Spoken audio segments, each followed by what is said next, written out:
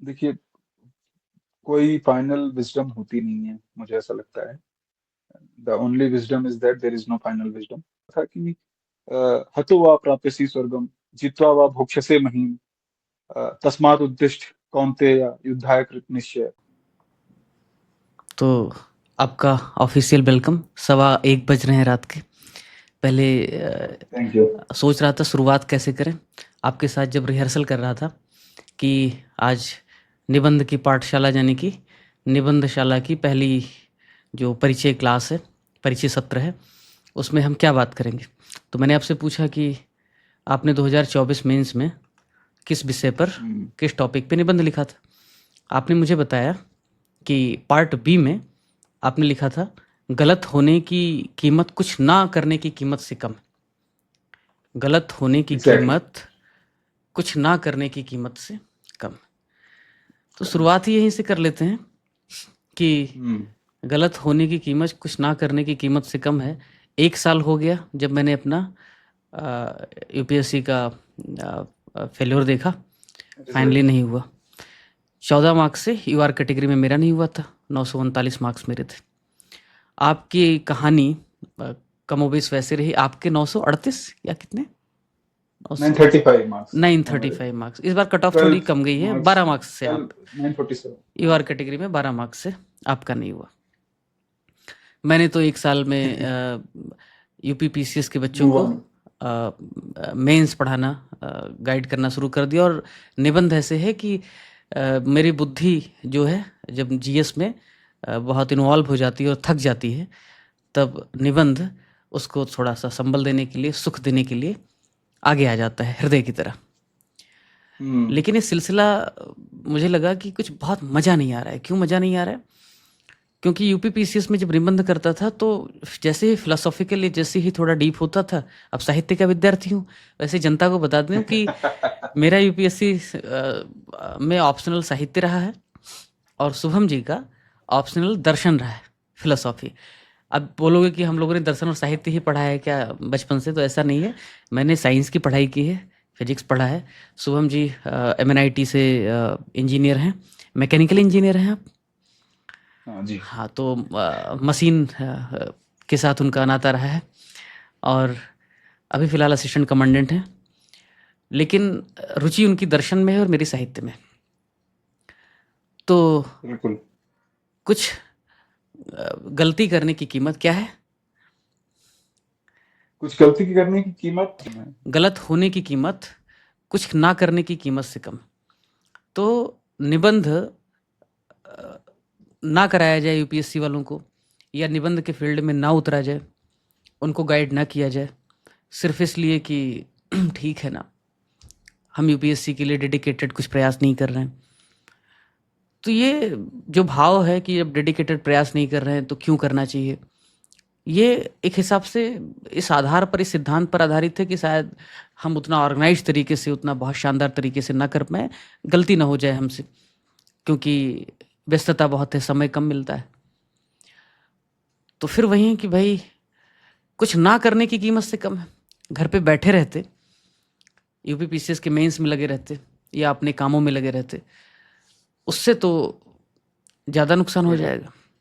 तो इसी सिद्धांत को ध्यान में रखते हुए हमने सोचा तो कि यूपीएससी में आपको हम एक दिखाते हैं थोड़ा कि किस तरीके से स्थिति रही निबंध की। 2-3 सालों में यूपीएससी में निबंध में मार्क्स बहुत कम मिले हैं लोगों को, बचरिंग हुई है। और उसके पीछे मुझे उद्देश्य लगता है कि जो टेम्पलेट फॉर्म में लोग रट के पेस्टल फॉर्म में जाते थे, इकोनॉमी, सोसाइटी, पॉलिटी, ये वो है ना, यूपीएससी चाहती है कि आप तर्कशील बने। 2021 में भी उसने वही किया था। पालना झुलाने वाले के ही क्या हाथों में भविष्य होता है, सभ्यता होती है। 22 में पोएट्स आर दी क्या है, letter of their own word, ऐसा कुछ। 23 में भी उसने कहा कि हम लोग दे ही रहे थे। 24 में भी उसने फिलोसॉफिकल, सोशल मीडिया को छोड़ दिया जाए तो मोस्टली फिलोसॉफिकल निबंध है। तो हम विस्तार से चर्चा करेंगे इस बात पर कि निबंध किस तरह से पूछा जाता है। ये भी चर्चा करेंगे कि निबंधशाला का क्या उद्देश्य है। नाम रखने के पीछे उद्देश्य है कि ये निबंध की पाठशाला होगी, निबंध की कार्यशाला होगी, निबंध की साधनाशाला होगी।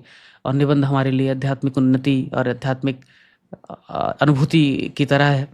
दर्शन और साहित्य ही है निबंध एक हिसाब से देखा जाए यूपीएससी का। तो हमारे ही मन को कहीं न कहीं एक ठौर, थोड़ा विश्राम मिलता रहेगा आपके साथ। एक ये भी उद्देश्य है। जीएस पढ़ते-पढ़ते, पढ़ाते-पढ़ाते बोर हो जाते हैं। इन सभी मुद्दों पर बात करेंगे, लेकिन 2 मिनट, 1 मिनट दीजिए। पहले मैं शुभम जी का परिचय करवा देता हूँ, परिचय के मोहताज नहीं, हमारे साथ कितनी बार हम लोग मिल चुके हैं। और कुछ मार्कशीट दिखाते हैं जो यूपीएससी में लोगों को मिले हैं निबंध में। आपको सबको जो भी प्रिपरेशन कर रहा है निबंध का उनको पता ही है, फिर भी दिखा देता हूँ फॉर्मली। देखिए, बात करेंगे निबंधशाला का उद्देश्य क्या है, मॉडस ऑपरेंडी क्या होगा। शुभम जी हैं, अभी असिस्टेंट कमांडेंट हैं और यूपीएससी ही कराती है उस परीक्षा को। और आईएएस इंटरव्यू दिया है 2024 का, इसके पहले भी 3-3 मेंस लिखे हैं, स्ट्रीट के भी इंटरव्यूज दिए हैं। इनका निबंध का मार्क्स देखिए 2024 का, यहाँ पे है इनके 114 मार्क्स। यूआर की कट ऑफ से कुछ 12 मार्क्स इनके कम है, 957 शायद कट ऑफ थी, तो 947 947 कट ऑफ थी, ठीक है। 947 कट ऑफ थी। हाँ, तो 947 कट ऑफ थी, उस हिसाब से 12 मार्क्स इनके यूआर कैटेगरी में कम है। और जो यूआर इसलिए बोल रहा हूँ क्योंकि आजकल ईडब्ल्यूएस का एक नया कॉन्सेप्ट है देश में, तो अंतर रह नहीं जाता है। लेकिन अब हम जो सर्विस में हैं उनकी मजबूरी है कि वो कुछ भी कर नहीं सकते, है ना। तो तो ये सब है। अब आप लोग ही पीछे पड़ जाओगे। ये मैं हूँ If you know what I mean. और मैंने लास्ट ईयर वाला दिया था, तो मेरे 132 मार्क्स थे। और इस बार थोड़ा और कंजर्वेटिव मार्किंग हुई है, मेरे 939 मार्क्स थे, तब कट ऑफ 953 थी। तो ये निबंध रहा है। कुछ टॉपर्स हैं, जैसे रैंक 1 के ऐसे में मार्क्स हैं 100 इस साल 24 में। इनका रैंक कितना है जिनका अभी भेजा आपने? 59 रैंक 59 है इनके मार्क्स है एसए में। इनके आप जीएस में के मार्क्स आप देखिए कितने अच्छे मार्क्स हैं, बट कभी एसए में स्कोर नहीं हुआ। तो इससे एक जीएस में के 459 मार्क्स एक अगर एनालॉजी ड्रा किया जाए कि अगर उनके जीएस में भी उतने बेहतर मार्क्स ना होते तो ये हमारी तरह मार्जिन से, छोटे मार्जिन से बाहर हो गए होते। क्यों? एग्जैक्टली। क्योंकि अब अगर आपने एसए में बहुत अच्छा परफॉर्म नहीं किया और जीएस में भी अगर आपके कहीं गड़बड़ हो गया किसी पेपर में, या जैसे ऑप्शनल है, ऑप्शनल में कहीं गड़बड़ हो गया, तो आपको फिर बाहर होना तय। एग्जैक्टली। तो एक जो बहुत फेमस समझ है यूपीएससी के एस्पिरेंट के बीच कि यूपीएससी क्वालिफाई करने के लिए, रैंक अच्छा लाने के लिए 3 में से, ऑप्शनल, एसए और एथिक्स में से 2 में आपको बहुत बेहतर होना पड़ेगा। एग्जैक्टली। आपकी समझ यूपीएससी में आपने 3 मेंस दिया अब तक, अभी भी आपका अटेम्प्ट बाकी है। सिविल सर्विसेज की मैं बात कर रहा हूँ, ओवरऑल नहीं। ओवरऑल तो आपने 5 मेंस दिया, ऐसे ही ना? तो कितनी, 4 मेंस दिया आपने? मैंने सिविल सर्विसेज के 5 मेंस दिए हैं 5 अटेम्प्ट में। 5 अटेम्प्ट में 5 मेंस दिए आपने जी। तो आपको तो प्रीलिम की अलग से प्रीलिम साला चला देनी चाहिए। मुझे लगता है कि प्रीलिम जो है वो भले ही मैं 5 मतलब यूपीएससी में अभी तक सक्सेस रेट ठीक ठाक रहा है, बट फिर भी मुझे लगता है सबसे डाइसी स्टेज जो होती है यूपीएससी की वो प्रीलिम्स ही होती है। मतलब मैंने देखा है लोगों को जो प्रीलिम्स में पिछले साल कट ऑफ से 20 नंबर आगे रहे हैं, इंटरव्यू तक पहुंचे हैं, सिलेक्ट हुए हैं, और अगले साल उसके बाद प्रीलिम्स में फिर से फेल हो गए हैं, सीसैट में फेल हो गए हैं लोग, बाकी जीएस में तो फेल होते ही हैं। प्रीलिम पे आपके ये साथ एक सेशन हाँ करना पड़ेगा, अब लगता है, जो अभी हाँ। तो प्रीलिम्स, लेकिन फिर भी मैं वही कह रहा हूँ कि प्रीलिम्स भले ही निकल गया है किसी तरीके से हर बार, बट फिर भी मुझे सबसे ज्यादा जो डाइसी स्टेज लगती है यूपीएससी एग्जामिनेशन की वो प्रीलिमिनरी एग्जामिनेशन। वो अलग चर्चा का विषय होगा, मुझे लगता है करना पड़ेगा। लेकिन अब हाँ, क्योंकि ठीक है। तो निबंध में वापस आते हैं टॉपिक पे, मुद्दे पे, कि ये जो निबंधशाला है इसका विचार कैसे आया। आपके साथ मेरा मुकाबला सेशन चल ही रहा था। मुकाबले में हम निबंध पर चर्चा करते थे, कोई एक विषय लेते थे। वो विषय जनरली क्या हम्म, होते थे कि यूपीपीसीएस के जो मेंस के बच्चे थे उनके लिए वो सेशन उस समय कर रहे थे, उनका मेंस था। लेकिन उसमें हम बहुत गहरे उतर नहीं पाते थे। जैसे हम मरियाना ट्रेंच की तरफ बढ़ते थे या जैसे हम टाइटैनिक को ढूंढने टाइटन के मिशन पे बढ़ते थे, दबाव बहुत बढ़ने लगता था बच्चों का कि ज़्यादा हो रहा है। ठीक, हाँ, क्योंकि थोड़ा उनके ज्यादा सिलेबस से थोड़ा सा असंगत हो जाता था। वही चीज, तो वही हमें चीज। लगा हम क्यों ना मरियाना ट्रेंच में एक बार गोता लगाए, कुछ अपने लिए भी कर लेते। उनको तो जीएस पढ़ा ही रहे हैं ऑब्वियसली। और उनको भी मजे लेने करेक्ट, हैं, तो आए वो भी, आनंद ही आएगा सही उनको। बात है। तो यही आपने मुद्दा कहा था। कि हम दोनों जब भी चर्चा करते हैं किसी विषय पर, किसी निबंध के टॉपिक पर, तो एक दूसरे के ज्ञान को, एक दूसरे की समझ को, आर्गुमेंट को सप्लीमेंट और कॉम्प्लीमेंट करते हैं, न कि हम हराने पे लगे रहते हैं। कभी ऐसा तो करते नहीं। हाँ, ये अंजना ओम कश्यप एग्जैक्टली। का टीबी डिबेट थोड़ी है। एग्जैक्टली वही चीज, तो वही चीज। इससे बढ़िया है कि हम निबंधशाला नाम रख लेते हैं, मुकाबला नाम हम छोड़ देते हैं। हम्म, तो हमारा जो इसमें चर्चा का जो 3 महत्वपूर्ण बिंदु है, एक-एक करके हम उस पे करते हैं बात। जैसे पहला है कि निबंधशाला क्या है? तो निबंधशाला क्या है? इस पर ऐसे है कि यूपीएससी के थोड़ा-सा अगर मैं ब्रीफ करूँ कि यूपीएससी के जितने भी निबंध हैं, उन निबंधों को थीम के हिसाब से, और निबंध उसमें सिर्फ फिलोसॉफिकल और एब्स्ट्रैक्ट नहीं रहेंगे, अमूर्त नहीं रहेंगे। कुछ ऐसे जैसे सोशल मीडिया वाला टॉपिक था, या इंटरनेशनल रिलेशंस से जुड़ी हुई कुछ चीज़ें, या करंट से जुड़ी हुई कुछ चीज़ें, जिससे कि राज्य सिविल सेवा के विद्यार्थियों का भी, जैसे बीपीएससी में 1/3 300 नंबर का वेटेज है निबंध का, यूपीपीसीएस में भी हम्म, निबंध का अच्छा वेटेज, और ये सारे बच्चे यूपीएससी के देते ही हैं राज्य के एग्जाम, ऐसा नहीं है कि नहीं देते। तो हम उस पे भी चर्चा करेंगे, गहराई में चर्चा करेंगे, पूरी प्रिपरेशन के साथ आएँगे। ऐसा नहीं कि हमारे पास ज्ञान है दिन के बाद दर्शन का, मेरे पास साहित्य का और लिखने का, नंबर पाने का, तो हम अपने जो संचित ज्ञान है उसको ही हम बार-बार भुनाते रहेंगे। हम अपने कोर्स हम्म, में और भी ज्ञान और भी तर्क स्मार्ट तरीके से इकट्ठा करते रहेंगे। और ऐसे लगता है कि जो अ, व्यक्तित्व है, जो स्किल है, अगर उसको आप अपस्किलिंग नहीं करते रहते हैं, तो उसमें धार लग करेक्ट। मन क्या कहते हैं उसको, जंग लग जंग लग जाती है। जाती। तो आप इससे किस हद तक सहमत हैं कि हमें जो अभी हम प्रयास करने जा रहे हैं, ये हमें हम्म, जो फ़ायदा करेगा, हमारा अपस्किलिंग करेगा, हमें स्मार्ट बनाएगा, बच्चों को हम कंट्रीब्यूट करेंगे, वो तो ठीक है। लेकिन यूपीएससी के जो छात्र हैं, उनको किस तरह से मदद करेगा?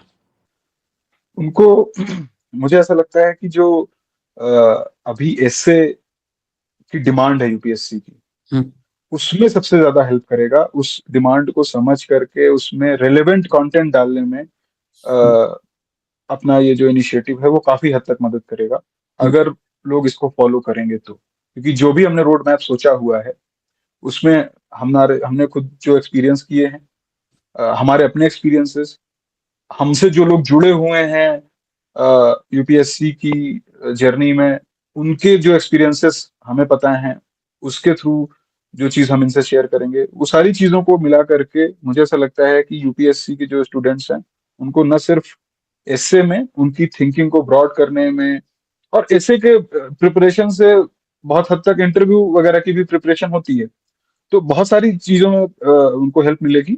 स्पेसिफिकली जो एसए के मार्क्स हैं वो जरूर बढ़ेंगे, ये पक्की बात है, मुझे ऐसा लगता है, अगर लोग इसको फॉलो करेंगे तो।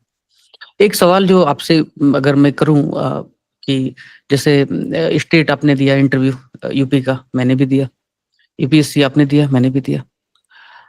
हमारे मार्क्स निबंध में अच्छे रहे। मैंने अंग्रेजी माध्यम में दिया निबंध में, तब भी अच्छे आए, हिंदी में दिया तब भी अच्छे आए। आपने सिर्फ अंग्रेजी माध्यम में दिया है सारे मैंने सिर्फ इंग्लिश में दिया है मेंस, जी। तो फिर भी आपकी अंग्रेजी के हिसाब से देखा जाए तो 10 मार्क्स और बढ़ा लीजिए उसमें, फिर काफ़ी अच्छे आए। आप वन ऑफ द हाईएस्ट के आस-पास इस बार हैं 2024। ऐसा क्या है कि इवन टॉपर्स भी जिनके रैंक बहुत अच्छे हैं, रैंक 1 को ही ले लीजिए आप। किसी के भी, हम अभी टॉपर को हम स्टूडेंट की तरह से देख रहे हैं ना, टॉपर को टॉपर की तरह से नहीं देख रहे। क्योंकि कोई जो टॉपर होता है वो ऐसा नहीं कि वो ओवरऑल 100% टॉपर है, या जो फेल्ड हम्म, पर्सन है वो हर जगह फेल है। कोई एक पेपर फेल होता है, कोई एक सब्जेक्ट फेल होता है, कोई एग्ज़ाम पूरी तरीके से कैसे फेल होता है, ठीक। तो अधिकतर स्टूडेंट्स के जो नंबर नहीं आते, मार्क्स नहीं आते, फिर वो टॉपर्स हों या फिर फेल्ड पर्सन हो, उसके पीछे सबसे बड़े कारणों में से अगर 2-3 कारण अगर आप बता पाएँ, क्यों नंबर नहीं आते, क्यों मार्क्स नहीं आते? ऐसा नहीं उनके पास ज्ञान नहीं है, ज्ञान तो होगा, इंटरव्यू दे रहे हैं, मेंस दे रहे हैं तो एग्जैक्टली। ज्ञान तो होगा ना। फिर ऐसा क्या है कि बहुत नंबर सारी नहीं आते?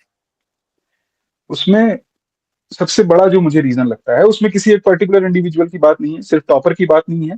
इन जनरल आप मार्कशीट उठा के देखेंगे सिविल सर्विसेज 2024 की, तो मार्क्स लोअर साइड है।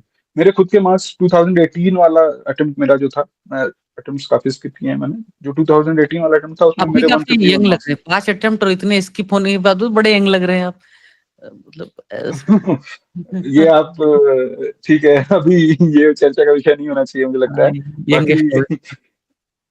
जो मैं ये कह रहा था, 2018 में जो एग्जाम हुआ था उसमें मेरे 151 मार्क्स थे ऐसे में ही। उस साल भी काफी लोगों के कम कम थे मार्क्स। और उस टाइम पे मार्क्स इतने मिला करते थे, 130 140 बहुत नॉर्मल मार्क्स हुआ करते थे। लेकिन आप 2024 के मार्क्स उठा के देखेंगे तो देखेंगे कि ट्रेंड एकदम कम हुआ है। बहुत सारे लोग सिलेक्ट इसलिए नहीं हो पाए क्योंकि उनके एस्से में 59 मार्क्स दे दिए गए, 69 मार्क्स दे दिए गए। ये बहुत रेयरली हुआ करता था, लेकिन अभी ऐसा होने लगा है। तो वो किसी इंडिविजुअल की बात नहीं है, वो मुझे ऐसा लगता है, जो आपने रीजन पूछा ये है कि ये जो कोचिंग्स हैं, जो एक मार्केट बनता है, स्पेशली ये जो सोशल मीडिया की वजह से जो यूनिफॉर्मिटी आ गई है लोगों के आंसर्स में, एस्से के, जो उनके एस्से में यूनिफॉर्मिटी आ गई है कि जब एग्जामिनर कॉपी उठा के देखता है कि तो कि सब कोई सेम ही एग्जांपल्स लिख रहे हैं। क्यों? क्योंकि सबने सेम सोर्स से टॉपर्स के एग्जांपल्स उठा लिए, टॉपर्स के नोट्स उठा लिए पुराने टॉपर्स के, उन वहां से एग्जांपल्स उठा के सेम एग्जांपल्स वो आके कॉपी पेस्ट करके आ रहे हैं वहां पे। वही फॉर्मेट अपना रहे हैं पिस्टल वाला, कि एक डायमेंशन उठा ली पॉलिटिकल डायमेंशन, एक डायमेंशन उठा ली इकोनॉमी डायमेंशन, एक डायमेंशन उठा ली टेक्निकल टेक्नोलॉजी वाली, एक लीगल, जो भी एक फॉर्मेट है वो उठा लिया और उसको लिखते चले गए। मोस्ट ऑफ द कॉपीज उनको वैसी ही दिख रही हैं। तो अगर तीसरी चीज ये है कि लोग डायमेंशंस जो, सॉरी, जो डिमांड है ऐसे के टॉपिक की, उसको एड्रेस नहीं कर रहे हैं, या तो उसको समझ नहीं पा रहे हैं। समझ भी पा रहे हैं तो वो जब उसका स्ट्रक्चराइजेशन कर रहे हैं, जब ब्रेनस्टॉर्मिंग कर रहे हैं, तो उसमें कहीं ना कहीं उस टॉपिक से भटक जा रहे हैं, और जो वो प्रिपेयर करके वहां से आए हैं बस केवल उसी को ही उसमें भरना चाह रहे हैं। वहां पर मुझे ऐसा लगता है कि ऐसे जब आप लिखने जाइए तो आपने जितना, जो आपने ऐसे की तैयारी करी है उसको आप थोड़ा बहुत घर पे छोड़ के भी आइए। उसमें अपने आप को बांधिए मत। वहां पर आपको ओपनली सोचना है उस एग्जाम में। और ओपनली जब आप सोचेंगे तो आप मैक्सिमम उस डायमेंशन को, मैक्सिमम उस डिमांड को एड्रेस कर पाएंगे जो एसए की है, और जो टॉपिक है उस पर बंधे रह पाएंगे। गलतियां लोगों से जनरली जो मैंने बात करी है, मेरे भी कई सारे दोस्त हैं जिन्होंने दिया है एसए में नंबर, कुछ लोगों के आए कुछ लोगों के नहीं आए। तो उसमें उन लोगों की भी जो गलतियां वो यही है, वो यही बोलते हैं कि कहीं ना कहीं वो, उनके साथ दिक्कत ये हुई कि जो वो तैयार करके गए थे वही वो लिख के आना चाह रहे थे वहां पे। अब पूछा क्या है वहां पर उससे मतलब नहीं है, डिमांड क्या है ऐसे कि उससे मतलब नहीं है। तो ये कुछ रीजंस हैं जो मुझे लगता है कि लोग जिसकी गलती कर रहे हैं। यानी यानी हमें ऑर्गेनाइज्ड होने के साथ साथ ऑर्गेनिक होने की भी ज़रूरत है। दोनों की बहुत ज़रूरत है। ऐसे जो है वो अगर आपका थोड़ा अलग नहीं होगा, एक मेरे जुबान से एक बार निकल गया था पढ़ाते हुए कि निबंध में भाव से बड़ी है भाषा।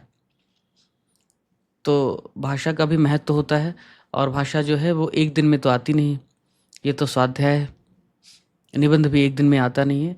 आपका कितना भी ज्ञान क्यों ना हो, आपकी समझ कितनी भी क्यों ना हो, अगर आप प्रैक्टिस नहीं करेंगे, निबंध की समझ को अगर आप विकसित नहीं करेंगे, निबंध के पैटर्न को अगर आप समझेंगे नहीं, जैसे अभी हम चर्चा कर रहे थे सेशन में आने के पहले आपसे जब बात हो रही थी कि अगर बच्चों को गाइड करना है, मॉडस अप्रेंडी अभी हमारा आ जाएगा कि मॉडस अप्रेंडी क्या होगा बच्चों को, स्टूडेंट को गाइड करने का।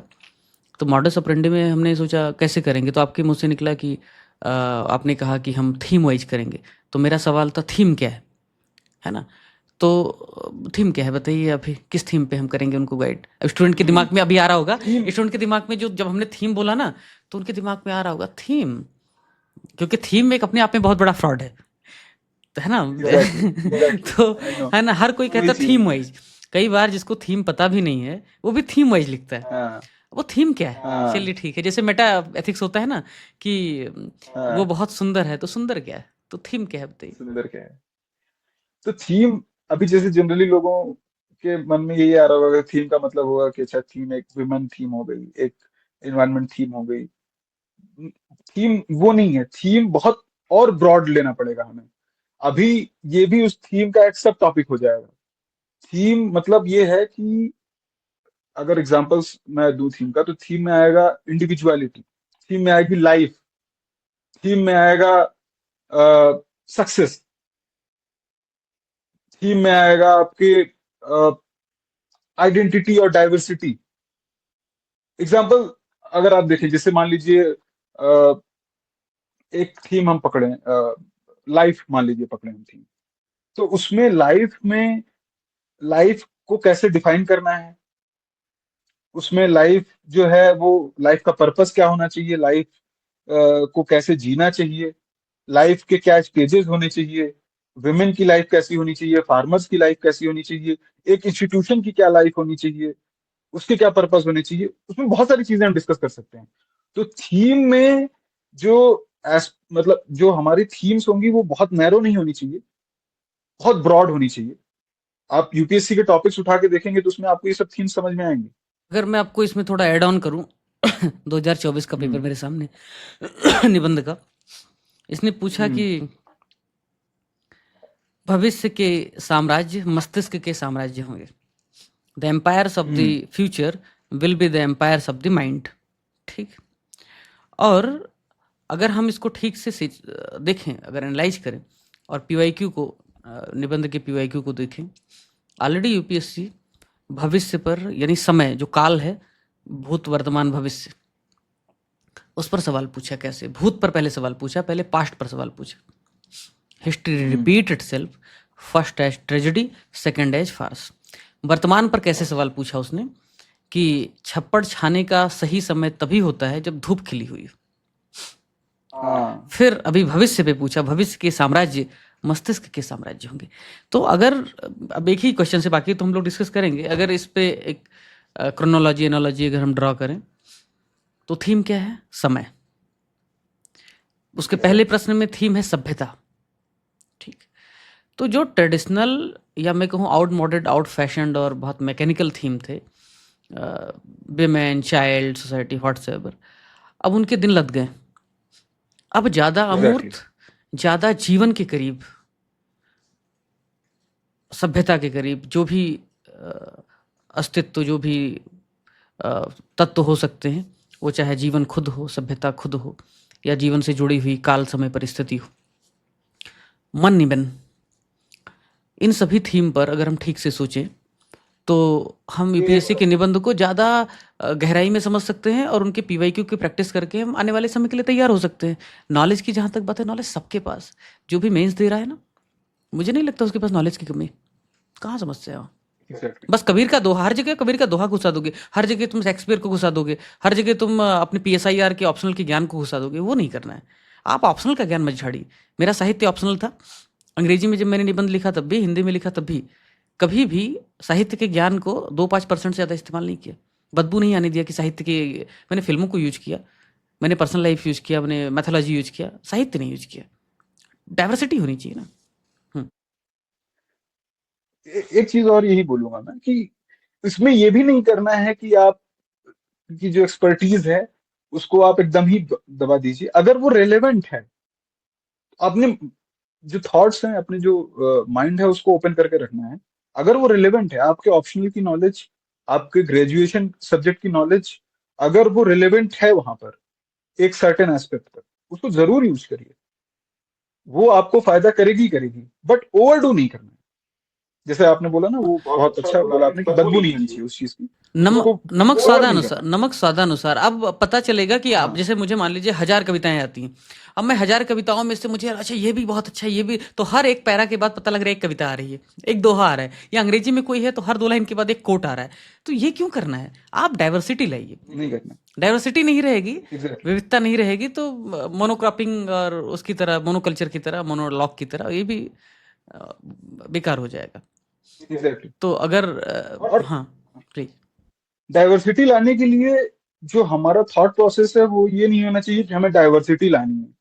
हमारा जो अंडरलाइन थॉट प्रोसेस ये होना चाहिए कि हमें चीजों को ऑर्गेनिक रखना है, उसकी डिमांड पे स्टिक करना है, ना तो हम केवल एक ही उसमें बंधे रहें, ना ही एकदम हम यही सोचते रहे कि डाइवर्सिटी ही लानी है, तो कैसे कैसे मैं अलग अलग, यही डाइवर्सिटी लाने के चक्कर में लोग गलती ये करेंगे, जो प्रॉपरली इसको समझ नहीं रहे होंगे आपकी बात को, वो गलती ये करेंगे कि वो फिर वो पिस्टल वाले फॉर्मेट को लेके आएंगे कि अच्छा डाइवर्सिटी लानी है, एक इकोनॉमी वाली चीज लाके घुसा देते हैं, एक पॉलिटी वाली चीज लाके घुसा देते हैं, एक ज्योग्राफी से चीज लाके घुसा देते हैं। तो वो गलती भी कर सकते हैं लोग। तो जो अंडरलाइन थॉट होना चाहिए वो ये होना चाहिए कि आपको ऑर्गेनिक रखना है चीजों को, नेचुरल रखना है चीजों को, तो आप बेटर तो और सी आगे आ पाएंगे। डाइवर्सिटी अभी चूंकि एक हम इनफॉर्मल डिस्कशन कर रहे हैं, अभी प्रिपरेशन तो शुरुआत नहीं कर रहे हैं। अच्छा हाँ, एक चीज़ बता दें, ये एक हिसाब से हमारा सर्वजन सुलभ या निशुल्क टाइप का ये हमारा प्रयास है। तो कोई ये ना सोचे कि हम ये मार्केटिंग करने के लिए या बाजारवाद वाले भावना से बैठे हुए हैं, ये ऐसा है। तो हमारी जो भी चर्चाएं होंगी, हमारे जो भी डिस्कशन होंगे, वो आपके हित के लिए, आपके लाभ के लिए होगा, और हमारी अपनी आध्यात्मिक सुख हमें मिलेगा। ऐसा लगता है हम स्पिरिचुअल फील करते हैं जब निबंध पे बात करते हैं। विविधता में अगर मैं जोड़ दूं, तो ऐसा नहीं है कि एक जगह जंगल लगाना है तो आपने कुछ यूकेलिप्टस के पेड़, कुछ आम के पेड़ इस तरीके से आपने लगा दिए। यानी विविधता चुनी हुई नहीं होनी चाहिए, विविधता उपजी हुई होनी चाहिए। जैसे जंगल में हम्म, देवदार के साथ साथ नागफनी और कैक्टस और बबूल भी उगाते हैं। वो उपजी हुई विविधता है, चुनी हुई विविधता नहीं है। एग्जैक्टली। सिलेक्शन नहीं, हम्म, इलेक्शन। ठीक है, अपने आप ऑर्गेनिक ग्रोथ होना चाहिए। तो ऐसा। ऑर्गेनिक होना चाहिए, नेचुरल होना चाहिए। तो ये मॉडस ऑपरेंडी में, मॉडस ऑपरेंडी यानी कि हम कैसे काम करेंगे उसकी दिशा में हम थोड़ा आगे बढ़ते हैं। ये तो हुआ कि समस्या कहाँ पे है। हम्म, समस्या हम्म, प्रैक्टिस में भी है। मुझे लगता है कि मैंने अपने पिछले प्रयास में 19 निबंध लिखे थे, 19, जबकि निबंध में हमेशा से शानदार मार्क्स रहे। एकेडमिक कॉम्पिटिशन्स में बहुत अच्छे आते थे, पहला स्थान आता था अक्सर। लेकिन फिर भी 19 निबंध लिखा। आपने भी बहुत प्रैक्टिस किया, हमारी बात होती थी, ब्रेनस्टॉर्मिंग होती थी, हम हम्म, मेंटल राइटिंग करते थे। अधिकतर स्टूडेंट क्या करते हैं, लिखते नहीं। उनको लगता है एग्जैक्टली। एथिक्स और ऐसे ऐसी चीज़ है जो बस देख लेने, सूंघ लेने, महसूस कर लेने की चीज़ है। आप इतना जान लो, एथिक्स और ऐसे दिखती ऐसे। वैसी ही है, क्या? दिखती वैसी ही है वो, दिखती एक्चुअली में वैसी ही है वो। जब आप पेपर उठा के देखेंगे तो आपको लगेगा कि अरे ये तो लिख लूंगा मैं, ये तो मैं जाके वहां सीधे एग्जाम में लिख के आ जाऊंगा और नंबर भी आ जाएंगे, मेरे मार्क्स भी आ जाएंगे, सब कुछ हो जाएगा। दिखता वैसा ही है, मतलब अब मुझे एग्जैक्ट एनोलॉजी नहीं याद आ रही है, but low hanging fruit type का दिखता है, बट वो लो हैंगिंग होता नहीं है। Objects look closer than they are in the mirror वाली बात है ये बस। मरीचिका है, तो मृग तृष्णा है। निबंध और हाँ, निबंध और एथिक्स बर्बाद कर देते हैं। जैसे द्रौपदी ने जैसा घर बनवाया था ना, कि पानी दिख रहा है तो वहां पे सूखा है, सूखा है तो पानी है ना। भ्रम है एक्चुअली। हाँ, तो एथिक्स में जो आप भ्रम है। कहते हैं ना, कीवर्ड 50 कीवर्ड 100 कीवर्ड रट लिया, उनके डेफिनेशन कहीं से, वो मगध जैसे शब्द मुझे लग रहा है डिक्शनरी से निकाल के फेंक देने चाहिए। एक्चुअली ऐसा होता नहीं है। एथिक्स में मार्क्स इसलिए कम हो रहे हैं, ऐसे में मार्क्स इसलिए कम हो रहे हैं, और एथिक्स इससे कोरिलेटेड है। मैं देख रहा हूँ कई बार जिनके ऐसे में कम होते हैं, उनके एथिक्स में भी कम होते हैं। या क्योंकि उनको वो डीप अंडरस्टैंडिंग हो नहीं पाती, फिर उनके पर्सनालिटी टेस्ट में भी कुछ कुछ हम्म, बार रिफ्लेक्ट होता है। भाषा नहीं है, ऑर्गेनाइज तरीके से काम नहीं करते। लेकिन कम से कम अगर आप प्रैक्टिस करेंगे, ज़्यादा प्रैक्टिस करेंगे, और समझ आपकी अच्छी होगी, नॉलेज का इशू आएगा नहीं। नहीं है। तो हम जो मॉडस ऑपरेंडी हमारा रहेगा, वो ये रहेगा कि जो थीम अभी शुभम जी ने बताया कि थीम है, जैसे कि टाइम हो गया, जैसे सभ्यता हो गया, जैसे मन हो गया, जैसे जीवन हो चेंज। गया, चेंज हो गया, है ना। कुछ करंट अफेयर के टॉपिक, जैसे सोशल मीडिया पे उसने पूछा है, जैसे विमेन पे कर ले, कोई दिक्कत नहीं। तो इस जैसे पालना झुलाने वालों की ही हाथों में सभ्यता होती है, ऐसा कुछ उसने पूछा था। उसमें सभ्यता भी है, उसमें नारी भी है ना। तो हम इस तरीके से जब अलग अलग थीम को समझेंगे, अमूर्त थीम को समझेंगे, और उस थीम पे जितने भी प्रकार के निबंध आए हुए, उन निबंध को हम चर्चा करेंगे एक एक करके। उस चर्चा से क्या होगा कि आपका दृष्टिकोण डेवलप होगा, आपका थोड़ा ज्ञान भी शायद कुछ उन्नत हो पाए, कुछ समृद्ध हो पाए, आपको समझ भी विकसित होगी, और आपको लगेगा ओह, ये तो मैं मिस कर रहा था, ये एक इनोवेशन हो सकता है। लाइव सेशंस होंगे मोस्टली, आपके इनपुट हमें मिलेंगे, तो हो सकता है हम अगली बार उसको इनकॉर्पोरेट करके खुद को और दुरुस्त करके आएँ। इसके साथ साथ अगर आप चाहेंगे तो आप प्रैक्टिस भी कर पाएंगे। आप प्रैक्टिस कीजिए, ठीक है, आप कॉपी सबमिट कीजिए, बताइए कि आपने ये लिखा है, तो हम एक बार उसको भी देखेंगे। तो ये एक मल्टी प्रॉन्ग्ड अप्रोच है, जिसमें हम चर्चा करेंगे, आपको समझाएंगे। जिस भी थीम पे आप बोलेंगे, हफ्ते में 1 या 2 बार, क्योंकि इस समय की समय समस्या हम दोनों के पास में है, आप भी काफ़ी बिजी हैं। तो हफ्ते में 2 बार रखें या 1 बार रखें अभी?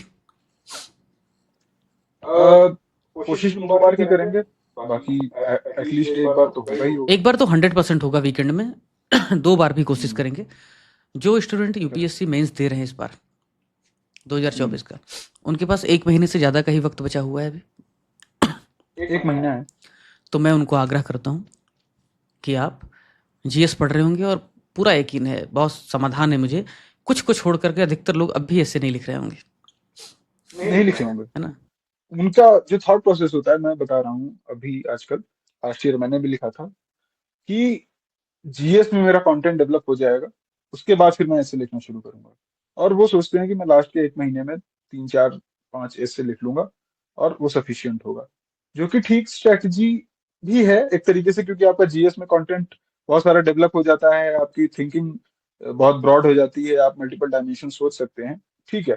बट अगर आप ऐसे प्रैक्टिस नहीं करेंगे तो फिर आप गलती कर रहे हैं, और ये सही सबसे अपॉर्चुन टाइम है मुझे लगता है कि आपको अभी इससे पे फोकस करना शुरू कर देना चाहिए। तो अगर आप मेंस दे रहे हैं यूपीएससी का, तो भी अगर आप देने वाले हैं भविष्य में, मेरा एक दोस्त है मनीष, जो मुझे हमेशा कहता था कि जिसने मेंस की प्रिपरेशन नहीं की, उसने एक्चुअली कभी प्रिपरेशन की ही नहीं सिविल सर्विसेज की। और यही एग्जैक्टली। वजह है कि यूपी पीसीएस को जब पढ़ाया अभी उनका, हाँ। जिसमें बहुत सीधा हिट हुआ, तो पहले उनको मेंस पढ़ाया। हम कहते हैं प्रीलिम तो गली मोहल्ले में कोई भी पढ़ाता है ना? और प्रीलिम इतना आपने बताया है, तुक्का भी है, काफ़ी कुछ लक है, स्मार्टनेस है, इंडिविजुअल एफर्ट हाँ। ज़्यादा है उसमें। मेंस में आपको सटीक प्रेडिक्टेबल है काफ़ी, आप कर सकते हैं उसको। तो मेंस की प्रिपरेशन आपको करनी ही है। मैं चाहता हूँ अगर आप यूपीएससी के प्रिपरेशन में उतर आएँ, आपको मेंस तैयार करना चाहिए। और मेंस में भी निबंध और एथिक्स ऐसा मामला है जहाँ आपको ज़्यादा ध्यान देने की ज़रूरत है, क्योंकि बाकी जीएस आप न्यूज़पेपर से लेकर के टेस्ट सीरीज तक हर हमेशा लगाते हैं। निबंध में आप टेस्ट सीरीज भी लगाते हैं, तो less content judging the more content, जिसके पास कॉपी जाती है उसको बेचारे को यही नहीं समझता है लिखना कैसे है। अब जैसे मेरी निबंध की कॉपी जाती थी, मैं देखता था कि वो मुझे अननेसेसरी सलाह देता था, फालतू का, है ना? हम्म। बकवास सलाह देता था। कई बार लिखता था ये आर्गुमेंट संगत नहीं है। मैं सोचता था भाई आर्गुमेंट तुझे समझता भी है? कई बार मुझे ऐसे तो उसका मैं मार्क्स नहीं एक्चुअली देखता था उसको, मुझे वो क्या बताएं नहीं उसको। देखते। एक्चुअली इवेल्युएशन, पूरा इवेल्युएशन एक इंडस्ट्री है, इवेल्युएटर। टेस्ट सीरीज सबसे बड़ा फ्रॉड है, ऐसा तो मैं बोलता हूँ। अभी क्या बोलूं? अब मैं फ्रॉड, मैं क्यों, मतलब ऐसा बोलना नहीं चाह रहा हूँ किसी को फ्रॉड, लेकिन एक्चुअली में इवेल्युएटर्स इंडस्ट्री एक पूरी इंडस्ट्री है वो। अब अगर इवेल्युएटर्स को कुछ लिखना ही लिखना है, उनको पैसे ही उसी बेसिस पे मिलते हैं कि आपने कुछ सुझाव लिखा है कि नहीं लिखा है। अब वो बेचारा अगर सुझाव नहीं लिखेगा, आप कितने भी अच्छा ऐसे लिख के दे दोगे, तो सुझाव लिखने पे ही पैसे अगर मिलने हैं तो लिखेगा ही लिखेगा। अब अगर उसे कुछ ना कुछ लिखना है तो गलती निकालने की कोशिश करेगा ही करेगा। उससे इस चीज से मतलब नहीं है कि एस्पिरेंट क्या सोच रहा होगा क्या नहीं सोच रहा होगा। तो ये चीजें हैं, मार्केट में चीजें एग्जिस्ट करती हैं, क्या कर सकते हैं। लोग बस केवल प्रीलिम्स 2 बार दे दिए हैं, 3 बार दे दिए हैं, एक बार मेंस लिख दिया है उन्होंने, इस बेसिस पे उनको इवेल्युएशन के लिए कॉपीज मिल जाती हैं। तो बहुत ज्यादा ट्रस्ट कितना कर सकते हैं कितना नहीं कर सकते हैं वो एस्पिरेंट्स खुद ही सोचें। ज्यादा निगेटिव बोलना नहीं चाहिए किसी भी चीज को लेकर के। तो बाकी जीएस के बारे में नहीं कहूँगा, क्योंकि जीएस में हो सकता है कई बार आपकी नॉलेज के लिए कमेंट आते हैं, तो आप इम्प्रूव कर सकते हैं हाँ। बाकी चीज़ों के लिए। लेकिन निबंध एक ऐसा विषय है जिसमें एक्चुअली जो फीडबैक है, जो रियल फीडबैक है, वो मैटर करता है। क्योंकि निबंध में ज्ञान मैटर की करता है। परीक्षा नहीं, मैं बार बार कहता हूँ ज्ञान की परीक्षा है, बहुत सीमित है। अब बताइए कि अगर कोई दार्शनिक अमूर्त निबंध है, आप कहाँ से कौन सा ज्ञान उड़े लोगे? जैसे मैंने 2022 में जो मेंस लिखा था, उसमें मैंने पोएट्स आर दी क्या है वो modern legislator of the world या देयर ओन वर्ड, ऐसा करके उस पे मैंने लिखा था, जिसमें बहुत ना के बराबर लोगों ने लिखा था। उसमें कौन सा ज्ञान यूज होगा? उसमें तो आर्गुमेंट चलेंगे। पहले डिफाइन करना पड़ेगा ना कि कौन से लेजिस्लेचर की, कौन सी विधायिका की। अब एक संसद वाली विधायिका, कानून बनाने वाली विधायिका थोड़ी सी। और वो पोएट से क्यों होते हैं, हम्म। कैसे होते हैं, है ना? तो उनकी दुनिया कैसी होती है, कितनी ऑटोनॉमस होती है। विश्वामित्र वाला वो जो फिलोसॉफी है कि विश्वामित्र ने एक पैरेलल वर्ल्ड रच दिया था। तो कहने का अर्थ ये है कि निबंध में ज्ञान की एक सीमित जो है रोल वो तो है, लेकिन स्किल का ज़्यादा रोल है।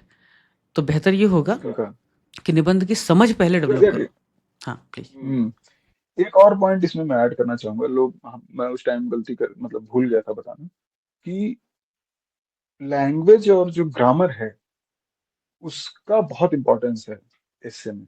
जीएस में यू मतलब आप लिबर्टी ले सकते हो कि आपने फुल स्टॉप नहीं लगाया, कॉमा नहीं लगाया, आपने पूरे सेंटेंसेस नहीं लिखे, फ्लो चार्ट बना दिया, डायग्राम्स बना दिए।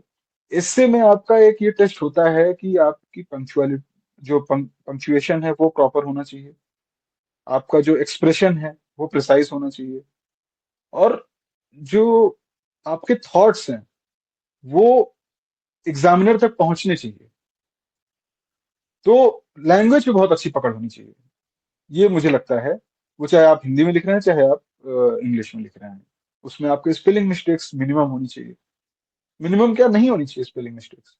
मैं क्यों बोल रहा हूँ मिनिमम, इसमें तो आपको मतलब, तो वो प्रैक्टिस ही आएगा, जो चीज अभी मिश्रा जी ये भी कह रहे थे ना कि प्रैक्टिस करनी जरूरी, इसलिए प्रैक्टिस करना जरूरी, नहीं तो आप मिस्टेक्स करेंगे, आप ग्रामेटिकल मिस्टेक्स करेंगे, आप स्पेलिंग मिस्टेक्स करेंगे, और वो चीजें इससे में बहुत मैटर करती हैं। जो आपने बोला इसको अगर मैं अपना पर्सनल एक्सपीरियंस बताऊं कि जनरली मैं खो जाता था निबंध लिखते हुए। मेरी कॉपी चैनल पे मैंने टेलीग्राम चैनल पे शेयर किया हुआ है। आपकी भी मैं शेयर कर देता हूँ, आप मुझे भेजिएगा। तो जनरली निबंध लिखते वक्त मैं खो जाता था। और हम्म। नुकसान क्या, मतलब पहले बताता हूँ खो क्यों जाना होता है। निबंध में प्रवाह का, फ्लो का बहुत बहुत बहुत मायने होता है। कई बार निबंध के टॉपिक बहुत की मैटर। समझ आपको नहीं भी होती है, आप एग्जैक्ट जो डिमांड है उसको नहीं फुलफिल कर पाते हैं, बट आपका फ्लो इतना शानदार है, आपने लिखा इतना अच्छा है कि एग्जामिनर उसमें बह जाता है और आपको अच्छा मार्क्स हम्म। देके चला जाता है। तो फ्लो एग्जैक्टली। में बह जाता था। अब जब आप फ्लो में बह जाते हैं तो आपकी जो चेतना होती है ना, वो कहीं और होती है। हम्म। आपका पेन बस वो कहीं और होती है। रेंग रहा होता है कॉपी पे, आप वहाँ पे मौजूद नहीं होते। और इसका नुकसान क्या है, फिर एग्जैक्टली। शब्दों में गलतियाँ, ग्रामर में गलतियाँ। तो अगर आप प्रैक्टिस करेंगे, ज़्यादा प्रैक्टिस करेंगे, तो उसका फ़ायदा ये होगा कि भले आप सोच रहे हैं, लिख रहे हैं, सोच रहे हैं, लिख रहे हैं, हालाँकि स्ट्रक्चर आप बनाते हैं पहले, लेकिन स्ट्रक्चर एक लेवल के आने के बाद स्ट्रक्चर का रोल बहुत सीमित होने लगता है, क्योंकि नई-नई वो बहुत बातें, सीमित हो नए-नए जाता है, विचार आपके आने लगते हैं। स्ट्रक्चर में आप खुद को आने बिल्कुल, लगते हैं। निबंध नाम ही है, बंधन में नहीं रख सकते उसको। जिसने निबंध को बिल्कुल बंधन में रखा, स्ट्रक्चर ज़रूरी है, लेकिन स्ट्रक्चर कहाँ तक ज़रूरी है? हाँ। एक दिशा तय कर देना, एक मैक्रो प्लानिंग करना है। निबंध की माइक्रो प्लानिंग नहीं होती करेक्ट। है, निबंध की मैक्रो प्लानिंग होती है कि भाई ये निबंध है, इसमें कौन कौन से डिमांड, कौन कौन से डायमेंशंस हो सकते हैं, उनको आपको फुलफिल करना है। फिर उसके अलावा जो भी आप लिखते जाते हैं, जैसे उपजता जाता है आपके विचार, वैसे वैसे आप करते जाते हैं। तो इसलिए भाषा बहुत ज़रूरी करेक्ट। है। ये सोचना कि निबंध में भाषा कैसी भी चलेगी, राइटिंग कैसी भी चलती है, कैलीग्राफी थोड़ी सी खराब भी है तो भी एग्जामिनर को लगता है ठीक है ना, अब वो कहाँ से सुधारेगा, किसी की सूरत ही ऐसी है तो। लेकिन अगर आप उसको असहज कर देने वाला, उसको परेशान कर देने वाले, अब पता चलेगा कि नाक उठा करके यहाँ माथे पे लगा दिया, है ना, आपने इतना गंदा लैंग्वेज लिखा है, तो उसका आपको नुकसान होगा। तो प्लीज़ प्रैक्टिस कीजिए, करेक्ट। प्रैक्टिस करना ही पड़ेगा। और इसके अलावा क्या आप बताएंगे निबंध में जो छात्रों को अभी 1 महीने में ध्यान रखना चाहिए? मेरे निगाह में 3 छात्र हैं, 3 प्रकार के छात्र। पहले वो छात्र जो हम्म। यूपीएससी की तैयारी कर रहे हैं। यूपीएससी के छात्रों की तैयारी के लिए ज़रूरी है कि वो अमूर्त निबंध और दार्शनिक निबंधों में महारत हासिल करें। उनको हम बहुत ज़्यादा टारगेट करेंगे। 2 और प्रकार के छात्र हैं ध्यान में, चूँकि वो हमारे साथ जुड़े हुए हैं काफ़ी समय से, 1 साल से लगभग। बीपीएससी में 300 नंबर के निबंध, जिसकी भूमिका बहुत बड़ी है, मेक और ब्रेक में तो कह रहा हूँ, यूपीएससी से ज़्यादा इंपॉर्टेंट है वहाँ पे निबंध। यूपीपीसीएस के भी हम्म। छात्र जिनको मैंने निबंध सिखाया, साल भर तक सिखाया, लेकिन अब लगा कि अब समय आ गया है कि वो बहुत सारे लोग यूपीएससी भी देते रहते हैं, तो उनको थोड़ा और गहराई में लेके जाया जाए, है ना? हम्म। निबंध बड़ा लोग पसंद करते हैं, एग्जैक्टली। लेकिन फिर भी उनको थोड़ा और गहराई में उतारते हैं, क्योंकि वहाँ पे जितना गहरा उतरता था फिर उनको लगता था अरे सर, करंट अफेयर के निबंध में आप बहुत गहरा उतर गए, है ना? तैयारी के साथ आता था। तो ये 3 प्रकार के छात्र हैं। तो पहले प्रकार के जो छात्र हैं जिनका 1 महीने में मेंस है, उनके लिए आपकी क्या सलाह है? फिर दूसरे प्रकार के जो छात्र हैं, यानी यूपीएससी की तैयारी कर रहे हैं पर अभी उनका मेंस नहीं है, नेक्स्ट ईयर देंगे, उनके लिए क्या सलाह है? फिर तीसरे प्रकार के स्टूडेंट जो यूपीपीसीएस और बीपीएससी देते हैं, उनके लिए क्या सलाह है? तो पहला उनका जिनका 1 महीने बाद मेंस है। तो पहला, जिनका अभी मेंस है, उनको जो फोकस करना चाहिए, वो अभी पहली बात तो सबसे पहले यूपीएससी का नोटिफिकेशन उठाएं वो, और एसए का जो सिलेबस है, यूपीएससी ने प्रॉपरली सिलेबस दिया हुआ है एसए का।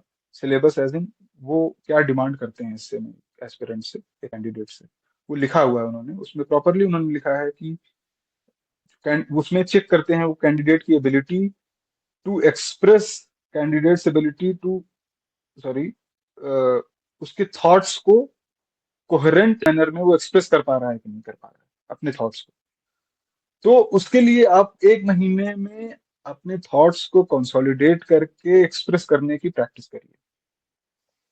जब आप अपने थॉट्स को कंसोलिडेट करके एक्सप्रेस करने की प्रैक्टिस करेंगे तो उसमें ये चीज जरूर ध्यान रखिए अगले 1 महीने में कि अपने थॉट्स को सिर्फ एक्सप्रेस करने से काम नहीं चलेगा, उसको जस्टिफाई भी करना पड़ता है आपको। उसके जस्टिफिकेशन के लिए आपको एग्जांपल्स देने पड़ेंगे, रेलेवेंट एग्जांपल्स देने पड़ेंगे, और कोहेरेंट होना चाहिए थॉट। ऐसा नहीं होना चाहिए कि आप एक पर्टिकुलर डायमेंशन में आपने कहीं और से उठाई और उसके बाद फिर आप कूद गए दूसरी डायमेंशन पे, वहां से कूद गए तीसरी डायमेंशन पे। तो आपकी जो प्रैक्टिस होनी चाहिए वो कोहेरेंट होनी चाहिए, कि आपका जो फ्लो है, जो कहते हैं ना कि फ्लो मेंटेन होना चाहिए ऐसे में, वो वहीं से आता है। उन्होंने एग्जाम यूपीएससी ने लिख रखा है अपने नोटिफिकेशन में कि कोहेरेंट होना चाहिए आपके थॉट्स, और कंसाइज होना चाहिए। ऐसा ना हो कि आप एक ही पर्टिकुलर आर्ग्यूमेंट को पूरे हिस्से में लिख डाला आपने। एक आपने थॉट सोचा, वो आपका थॉट कंसाइज भी होना चाहिए, उसका एक कंक्लूजन निकलना चाहिए, ताकि एग्जामिनर समझ पाए कि आप चीजों को कंसोलिडेट कर पाते हो। तो आपका जो प्रैक्टिस का क्राइटेरिया होना चाहिए, ये सब चीजें होनी चाहिए। बाकी सारी चीजें तो आपको सारे लोग बताएंगे कि आप एग्जाम्पल्स का एक बैंक बना लो, श्लोक के एक बैंक बना लो, पोएम्स का बैंक बना लो, कोट्स का बैंक बना लो, वो सब सबको पता है। लेकिन जो चीज आपको ध्यान देनी है अगले 1 महीने में, वो इसी चीज पे देनी है मेरे ख्याल से, कि प्रैक्टिस करिए। उस प्रैक्टिस में आप बार बार यूपीएससी का जो सिलेबस दिया हुआ है ऐसे का, उसको उठाइए, पढ़िए, वो क्या डिमांड कर रहे हैं, और आप खुद अपना ऐसे पढ़ के सोचिए कि क्या जो यूपीएससी ने डिमांड किया है उसको मैंने फुलफिल किया है कि नहीं फुलफिल किया है। ये तो जो अभी इस साल दे रहे हैं, अगले एक और महीने में हम मैं उनके बात कर लिए रहा हूँ। जो इस साल दे रहे हैं, हम उनके लिए क्या करने जा रहे हैं? हाँ, हम उनके लिए जो करने वाले हैं उसमें जो अभी हम अगले 1 महीने में कोशिश ये करेंगे कि कम से कम ब्रॉड हम 5 से 6 जो मोस्ट इम्पॉर्टेंट थीम्स हैं, जो कि बहुत सारी चीजों को कवर कर लेंगे ऑब्वियसली, उनको हम डिस्कस करेंगे। हमारे पास 1 महीना है, 1 महीने में हम एटलीस्ट कोशिश करेंगे कि 6 से 7 सेशन करें। उन 6 से 7 सेशंस में हम 6 से 7 थीम्स डिस्कस करेंगे। एक थीम जो आपकी थीम है, उसमें कम से कम हमारी जो थीम होगी वो आपकी 10 थीमों को कवर करेगी। हम ये कोशिश करेंगे, कोशिश क्या करेंगे, वो होगा ही होगा, क्योंकि यूपीएससी की जो थीम्स हैं उसी तरीके की होती हैं वो। तो हम 6 से 7 थीम्स डिस्कस करेंगे। उसके बाद हम आपसे ये एक्सपेक्ट करेंगे कि आप उन थीम्स पे बेस्ड अपने से आप टॉपिक चूज करिए, यूपीएससी के प्रीवियस ईयर क्वेश्चंस में से आप उनको लिखिए। उसके बाद फिर अगर आप जो भी हमसे डिमांड करेंगे वो हम आपको फुलफिल करेंगे। हम जो आपको फ्री में देने वाले हैं मिश्रा जी के ये प्लेटफॉर्म के थ्रू, वो यही होगा कि वो थीम्स आपको, उस थीम्स पे डिस्कशन आपको फ्री में मिलेगा। ये यहाँ पर लाइव डिस्कशन भी होगा, बाद में यूट्यूब पे भी अपलोड कर दिया जाएगा। और हुँ। उसके साथ साथ उन थीम्स से रिलेटेड जो कंटेंट होगा उसका भी पीडीएफ हम बना के देने की कोशिश करेंगे मिश्रा जी। जो भी स्टूडेंट दे रहे हैं अगले 1 महीने में, उनके लिए हम जो भी इम्पोर्टेंट और मोस्ट प्रोबेबल थीम्स हैं, उन पे हम चर्चा करेंगे। पीवाईक्यू के साथ चर्चा हाँ, करेंगे एक्चुअली, थीम प्लस पीवाईक्यू, उनको भी हम डिस्कस करेंगे। अगर वो चाहेंगे तो लिख करके उनके लिए एक एप्लीकेशन पे प्रोविज़न कर देंगे, वहाँ पे अपलोड कर दें, या टेलीग्राम उनके लिए डेडिकेटेड ग्रुप बना देंगे, वो भी कर सकते हैं। और बाकी जो छात्र हैं, जो अगले साल यूपीएससी का मेंस देंगे, वो बस सीखते रहें। वो सीखते रहें, आने वाले 6 महीने तक, मैं तो 6 महीने का उनको समय दूँगा। हाँ, हर हफ्ते 1-2 बार बैठें और वो सीखें। एक चीज मैं उनको जो अगले साल देने वाले हैं उनको ये चीज बोलूंगा कि आप प्लीज, आजकल थोड़ा न्यूज़पेपर पे लोग कम जोर देते हैं, मुझे पता है कि उतना उसका आउटपुट नहीं मिलता है जितना पहले नहीं, एक टाइम था आउटपुट नहीं, न्यूज़पेपर का। लोग पढ़ना नहीं चाहते एक्चुअली में ठीक से। लोगों का प्रॉब्लम कैसे है कि वो एक कंपाइलेशन का ज़माना आ गया है ना, एग्जैक्टली। एडिटोरियल डिस्कशन ऐसा हो गया है जैसे क्या बोले, फ़ास्ट फ़ूड, है ना? तो 2 मिनट की तो मैगी बस, जीवन नहीं है भाई। तो हुँ। हाँ, तो इससे जो है वो अगर आपको इम्प्रूव करना है तो आप एडिटोरियल जरूर पढ़िए। आप एडिटोरियल में कॉलम्स जो आते हैं, बहुत सारे डिफरेंट डिफरेंट ऑथर्स हैं, उनके कॉलम्स जरूर पढ़िए, उसको कॉम्प्रिहेंड करने की कोशिश करिए। उससे ना सिर्फ आपका ऐसे मजबूत होगा, जीएस के बहुत सारे टॉपिक्स कवर होंगे। आप भले ही जीएस के टॉपिक्स के लिए आप कंपाइलेशंस यूज करिए, कोई दिक्कत की बात नहीं है, लेकिन आप अपने थॉट्स को कंसोलिडेट करने के लिए, अपने थिंकिंग को ब्रॉड करने के लिए, और जो एक कॉम्प्रिहेंशन की एबिलिटी है उसको इनहेंस करने के लिए आपको न्यूज़पेपर के कॉलम्स और ये पढ़ना चाहिए। इसकी एबिलिटी और एक वजह से कम हो रही क्योंकि आजकल एलएलएम का जमाना आ गया है, लार्ज लैंग्वेज मॉडल्स आ गए हैं बहुत सारे, जो कि बहुत सारी चीजों को आपको तुरंत शॉर्ट में दे देते हैं, समरी बना के दे देते हैं, की पॉइंट्स बना के दे देते हैं, और आप उस पर रिलाई करके आगे बढ़ जाते हैं। बट जो आपकी एबिलिटी है टू कॉम्प्रिहेंड, टू अपने थिंकिंग को ब्रॉड करने की एबिलिटी, अगर जब तक आप पढ़ेंगे नहीं तब तक उसका कोई तोड़ नहीं है। मेरा ये इसको थोड़ा पर्सनल अगर दूसरे शब्दों में मानना कहूँ, है। आपकी बात से 100% सहमत हूँ कि स्विमिंग पूल में तैरना और तेज बहती पहाड़ी नदी में तैरना, दोनों में अंतर ये है कि पहाड़ी नदी में आपको बहुत तेज हाथ पांव मारना पड़ता है, नहीं आपको फेंक देगी उठा करके, इस चट्टान पे सर लगेगा आपका। दरअसल जब आप हाँ, ऑर्गेनिकली लिखा गया चेतनाशीलता, ज्ञान और उम, अ, एक हिसाब से मौलिकता के साथ लिखा गया कोई आर्टिकल पढ़ते हैं, एडिटोरियल पढ़ते हैं, चाहे वो कोई एजुकेशनिस्ट हो, कोई सोशल साइंटिस्ट हो या फिर कोई और, तब आपकी तर्कशीलता तो बढ़ती ही है, चूँकि वो अपने आर्गुमेंट को साबित करने के लिए धारदार तर्क देता है।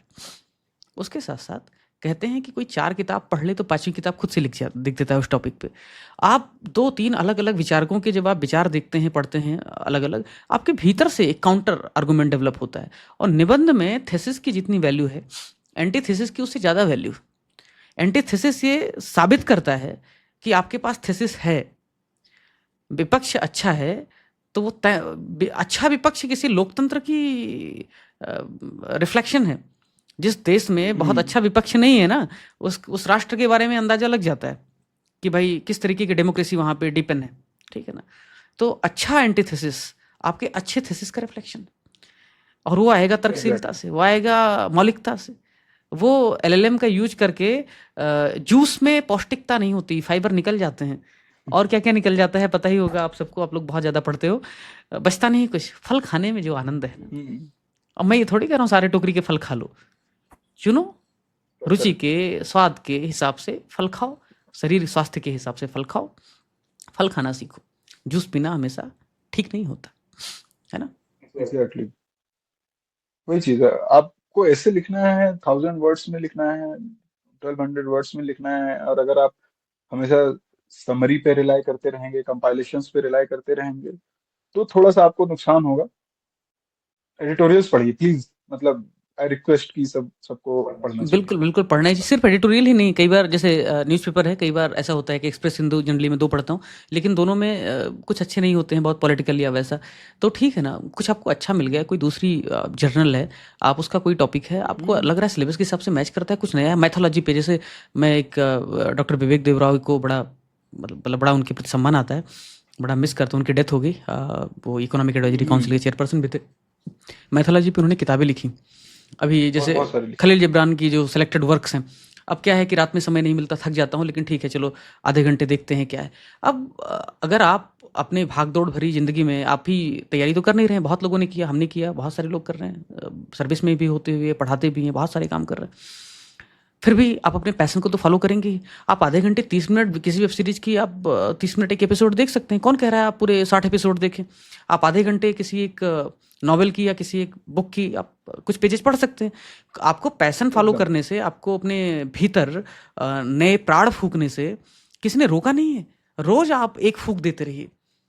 पूरी तरीके से दरवाजे बंद मत कीजिए। एक कोना रोज़ साफ़ करोगे तो घर चमकता रहेगा। ठीक है ना? एक कोई मुहूर्त नहीं आएगा उसका, है ना?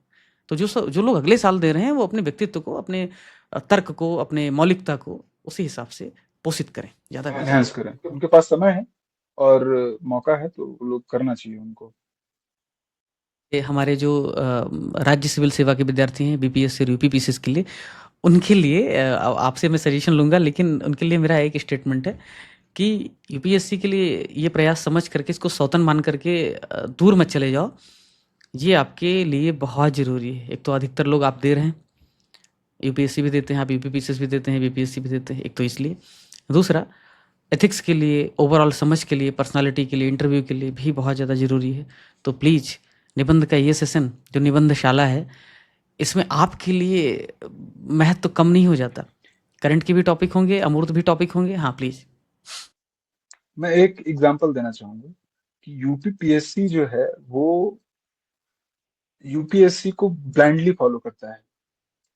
अगर आपको ये लग रहा है कि यूपीपीएससी हमेशा ही ऐसे ही क्वेश्चंस पूछते रहेगा, इससे में बहुत डायरेक्ट, जैसा उसने इस बार पूछा है उसके बाद पहले पूछा, तो ऐसा नहीं है। अगर आपने इस बार का पेपर देखा होगा तो शायद दो क्वेश्चन यूपीएससी के एग्जैक्ट डिट्टो उन्होंने कॉपी पेस्ट मारे हैं। वो जो एक the new women in India is a myth करके क्वेश्चन आया था इस बार ऐसे में, वो यूपीएससी ने एग्जैक्ट सेम सेम उसको उठा करके इन्होंने रख दिया है। तो कब ये लोग शिफ्ट हो जाएंगे उधर, आपको नहीं पता है। आप इस बार का एथिक्स का पेपर देखिए, जीएस 4 का पेपर आप देखिए, इनका जो है यूपी पीएससी वालों का, वो आज से 2 साल पहले 3 साल पहले जिस तरीके का यूपीएससी क्वेश्चन पूछता था वैसा उन्होंने पूछना शुरू कर दिया इस बार से। तो क्योंकि वो ऐसा क्यों हो रहा है वो भी समझिए, क्योंकि कोई भी जो कमीशन है जब वो पेपर बनाने बैठता है तो वो ये कोशिश करता है कि कहीं ऐसा ना हो कि चीजें रिपीटेटिव हो जाएं, तो वो कुछ नया लाने की कोशिश करते हैं। और वो हमेशा एक आइडियल जो होता है उनको उसको देखते हैं वो। तो यूपीपीएससी के लिए वो किसको फॉलो करेगा, उनके पास तो यूपीएससी है फॉलो करने के लिए, है ना। तो वो कब उसके नक्शे कदम पे चलने लगेंगे, चलना शुरू ही कर दिया है मेरे ख्याल से। तो अगर आपको ये लगता है कि हमेशा ही ऐसे रहने वाला है तो ऐसा नहीं है। मुझे लगता है कि आपको इससे फायदा होगा आने वाले एग्जाम्स में, यूपीपीएस स्टेट पीसीएस के भी एग्जाम्स में। और क्या है कि रेडी फॉर द वर्स्ट की जो थ्योरी है उसके हिसाब से भी हाँ हाँ। सुविधा भोगी मत बनो यार।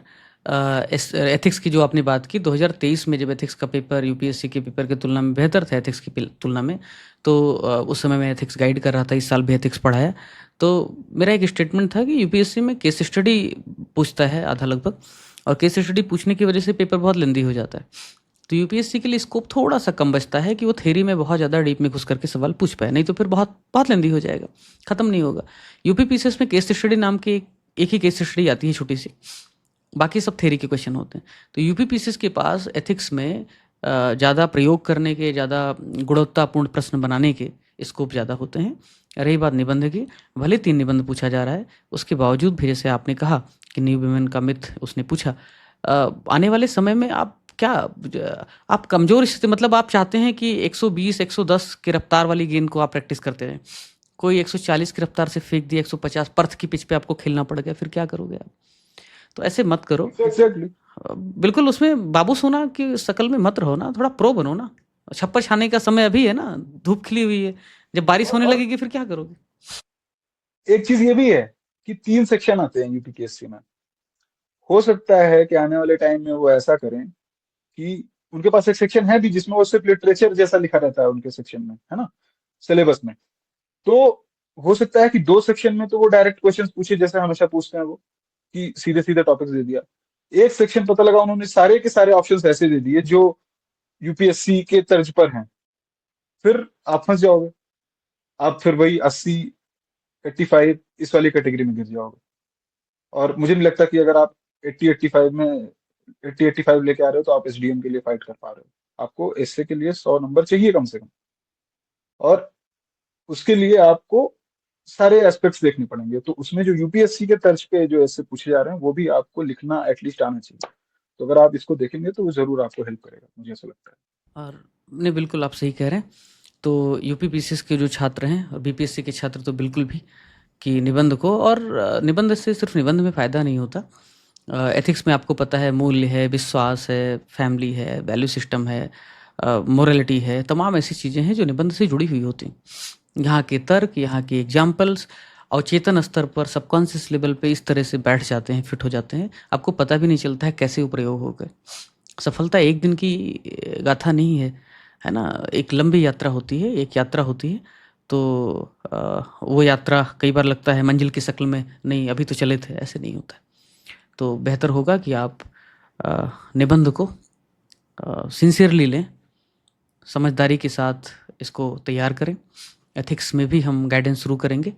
एथिक्स में हम यूपीपीसीएस के लिए गाइडेंस कर ही रहे थे, और यूपीपीसीएस का एथिक्स यूपीएससी की एथिक्स से बेहतर पूछा जा रहा है, आपको पता ही है।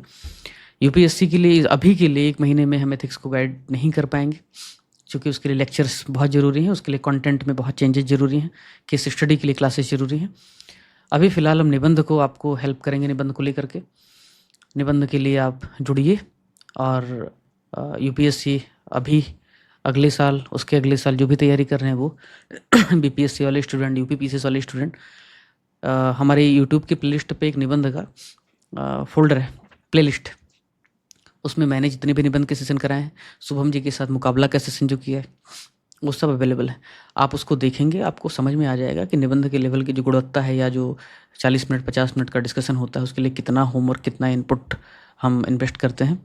आपको एक आइडिया लग जाएगा। मार्कशीट ही सब कुछ नहीं कहता है, संवाद में भी चीज़ें समझती हैं कई बार। फिर अब हाथ कंगन को आरसी किया, धीरे धीरे आपको ये चीज़ें समझ में आ जाएंगी। अंत में भरोसा तो करना ही पड़ेगा, मिस गाइडेंस और बाकी चीज़ें तो है ही, तो अब उसकी समस्या तो है, लेकिन अब समाधान के लिए कुछ ना कुछ तो करना ही पड़ेगा। किसी डॉक्टर पे, जैसे मैं कहता हूँ कि मैं एमडी डॉक्टर को ही दिखाता हूँ हमेशा, मैं उसके नीचे किसी को दिखाता नहीं। अब कई एमडी डॉक्टर भी हो सकते हैं उतने काबिल ना हो, बीमारी ना पकड़ पाएँ, लेकिन मुझे फ़ीवर भी होता है तो भी मैं एमडी मेडिसिन के पास जाता हूँ, है ना? तो इसलिए जाता हूँ कि कम से कम वो रिफ़ाइन हो करके, उसकी लेजिटिमेसी, उसके पास योग्यता और उसके द्वारा मेरे ठीक होने की संभावना तुलनात्मक रूप से ज़्यादा होगी। ऐसे ही वो जिनको निबंध में एबीसीडी नहीं समझता, जिन्होंने परफॉर्म नहीं किया, जिन्होंने जिनकी समझ बहुत खास नहीं है, उनको और जब अपने को तौलना होगा, तुलना करना होगा, तो कुछ ना कुछ तो क्राइटेरिया तय करना पड़ेगा आपको, कुछ तो फिल्टर आपको लगाने पड़ेंगे ना। नहीं तो फिर आप ऐसे गौहरे मोती आप समंदर में आप करते रहें, गोता लगाते रहें।